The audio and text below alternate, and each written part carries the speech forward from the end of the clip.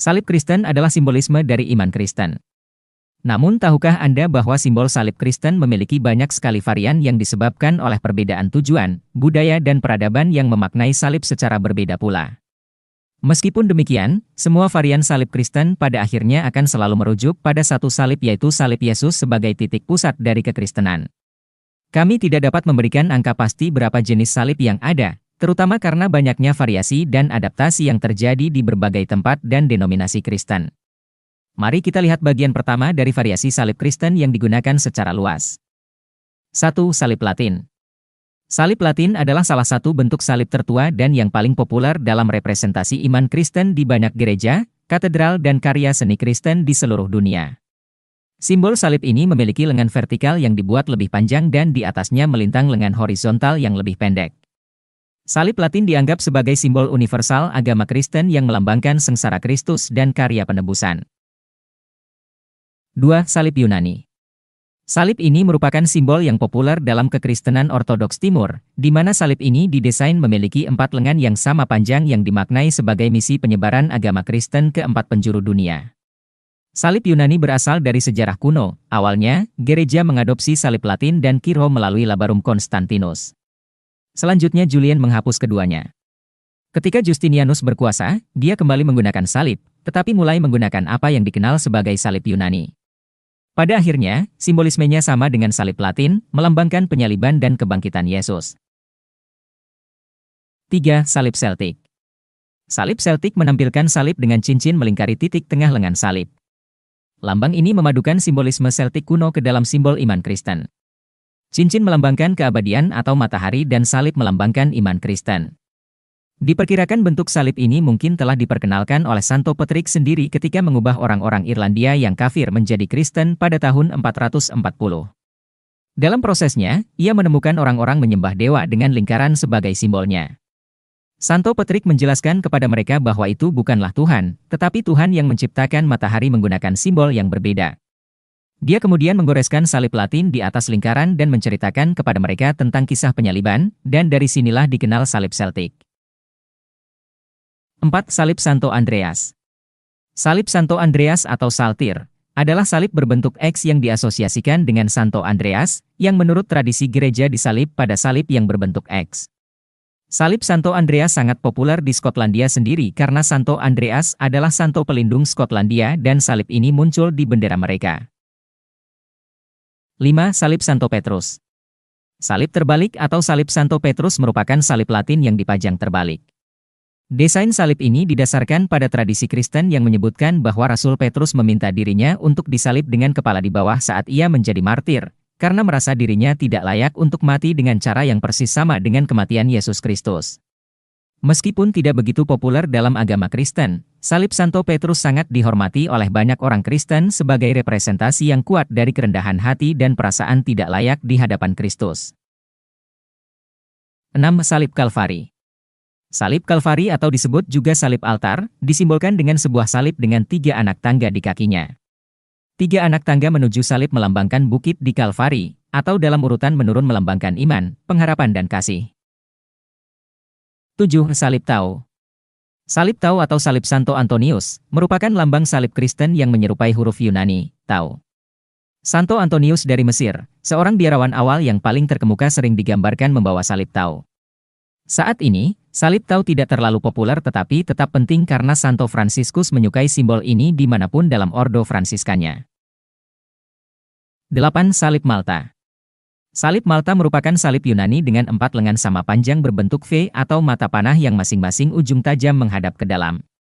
Salib ini memiliki sejarah yang terkait dengan Ksatria Malta atau Ksatria Hospitaller, yang merupakan ordo militer Kristen pada abad pertengahan yang memberikan bantuan medis selama Perang Salib.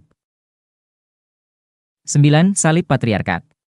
Salib Patriarkat atau salib Uskup Agung atau salib ganda, menyerupai salib Latin namun memiliki tambahan lengan horizontal kecil di atas lengan utama. Simbol ini pertama muncul dalam seni Bizantium pada abad ke-9 dan menjadi sangat erat kaitannya dengan para uskup agung dan patriark gereja Ortodoks Timur dan Katolik. Salib Patriarkat sangat populer di Eropa dan Timur Tengah, terutama di kalangan Katolik Ortodoks dan Bizantium. Salah satu interpretasi simbolismenya adalah bahwa kedua lengan tersebut merupakan pengingat bahwa Kristus mati untuk orang Yahudi dan orang non-Yahudi. 10. Salib Kepausan. Salib kepausan adalah representasi otoritas Gereja Katolik Roma dan lambang resmi yurisdiksi kepausan selama fungsi liturgi. Salib ini digambarkan sebagai tongkat dengan 3 balok horizontal yang semakin mengecil ke bagian atas yang melambangkan Trinitas, yakni Bapa, Putra dan Roh Kudus. Tidak ada gereja atau organisasi lain yang diperbolehkan menggunakan simbol ini untuk tujuan apapun. 11. Salib Salem. Salib Salem juga dikenal sebagai salib kepausan karena dibawa ke hadapan paus, mirip dengan salib patriarkat, tetapi dengan palang tambahan di bawah palang utama yang panjangnya sama dengan palang atas. Selama berabad-abad, salib Salem digunakan sebagai simbol iman, penebusan dan keselamatan. 12. Salib Yerusalem. Salib Yerusalem atau salib tentara salib atau Crusaders Cross, memiliki salib besar di tengah dan dikelilingi oleh 4 salib kecil. Ini adalah salah satu tanda simbolis untuk mengidentifikasi Tanah Suci. Salib ini digunakan sebagai simbol dan lambang kerajaan Yerusalem dari tahun 1280-an. Secara praktis desain salib ini melambangkan 5 luka Kristus atau berita tentang Kristus yang menyebar ke 4 penjuru dunia. 13. Salib Lorraine. Salib Lorraine atau salib 2 palang, yakni desain salib yang terdiri dari 1 batang tegak dan 2 palang mendatar. Dalam kebanyakan versi, 2 palang mendatarnya memiliki jenjang di mana palang atas lebih pendek. Asal-muasal salib ini diperkirakan berasal dari kerajaan Bizantium pada abad ke-4. Salib Lorraine merupakan simbol harapan dan keyakinan akan kemenangan dan menjadi salah satu lambang Perancis yang paling populer. 14. Salib Canterbury. Salib Canterbury memiliki 4 lengan yang sama panjang di mana setiap lengan melebar dan berakhir menjadi titik segitiga.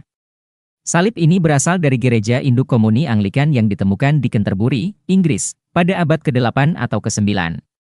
Salib ini dianggap sebagai salah satu simbol penting dalam komuni Anglikan dan ditemukan dalam semua lingkungan gereja Inggris. 15. Salib Koptik. Salib Koptik digunakan oleh gereja Koptik dengan ciri khas terdiri dari 2 garis tebal sama panjang yang saling tegak lurus berpotongan. Setiap ujung garis tebal berakhir pada 3 titik, mewakili Trinitas Bapa, Putra dan Roh Kudus.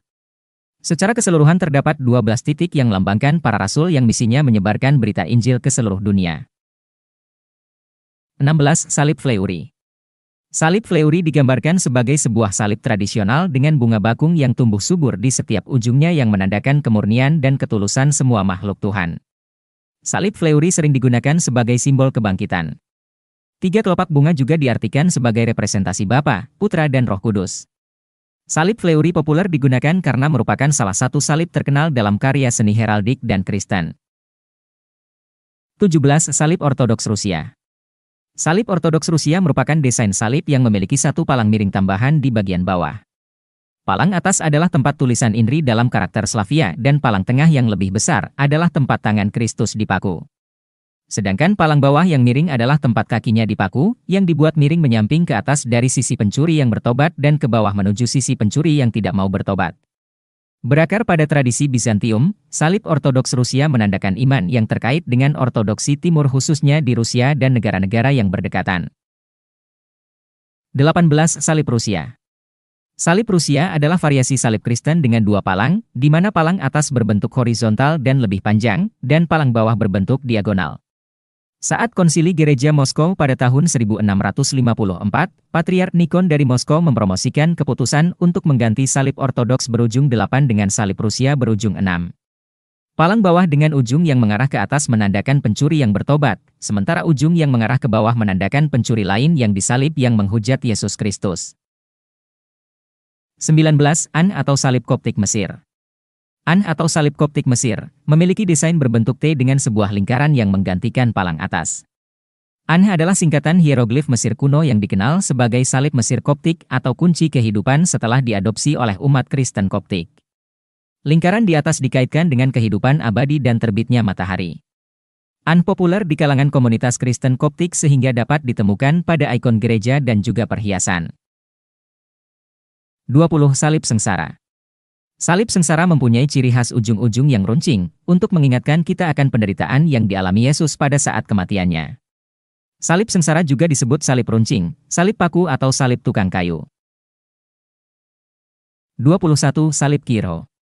Salib Kiro adalah salah satu bentuk kristogram paling awal yang dibuat dari dua huruf Yunani pertama dari kata Kristos, yakni Ki dan Ro. Salib Kiro dilambangkan dengan huruf Yunani Ki dan Ro yang saling ditumpangkan. Meskipun tidak banyak digunakan sekarang, Kiro memiliki makna sejarah dan kadang-kadang diterapkan dalam liturgi dan bahkan lambang Kristen.